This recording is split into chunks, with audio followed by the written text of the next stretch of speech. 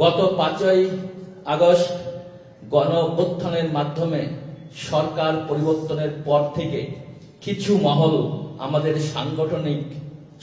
সংগঠনকে বিতর্কিত করার লক্ষ্যে বিভ্রান্তিমূলক বক্তব্য এবং ভিত্তিহীন অভিযোগ তুলে সমাজে অস্থিতিশীলতা সৃষ্টির অপচেষ্টা করছে।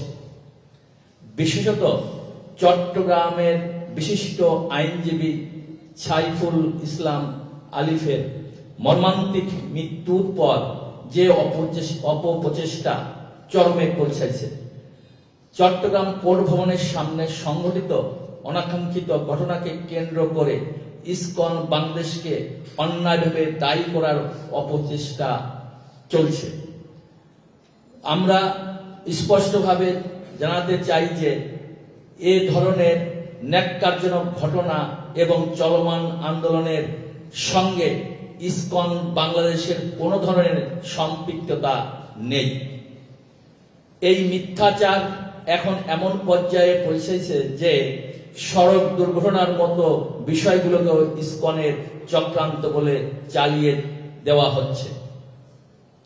আমরা ইতিমধ্যে একাধিকবার সংবাদ সম্মেলনের মাধ্যমে এবং সরকার ও প্রশাসনের বিভিন্ন পর্যায়ে আনুষ্ঠানিকভাবে বিষয়টি পরিষ্কার করেছি, কিন্তু দুঃখজনকভাবে কিছু বিশেষ মহল ইচ্ছাকৃতভাবে আমাদের সংগঠনের বিরুদ্ধে মিথ্যা প্রচারণা চালিয়ে যাচ্ছে এবং ইসকনকে নিষিদ্ধ করার মতো অযৌক্তিক দাবি তুলছে। অনেক মাস আগেই প্রবর্তক শ্রীকৃষ্ণ মন্দিরের অধ্যক্ষ লীলারাজ গৌর দাস, স্বতন্ত্র গৌরাঙ্গ দাস এবং চট্টগ্রামস্থ পুণ্ডরিক ধামের অধ্যক্ষ চিন্ময় কৃষ্ণ দাসকে সাংগঠনিক শৃঙ্খলা ভঙ্গের দায়ে ইসকনের সাংগঠনিক পদ পদবী সহ ইসকনের যাবতীয় সাংগঠনিক কার্যক্রম থেকে অব্যাহতি দেওয়া হয় এবং উল্লেখ করা হয় যে তাদের দ্বারা সংগঠিত কার্যক্রম ইসকনের কার্যক্রম নয়।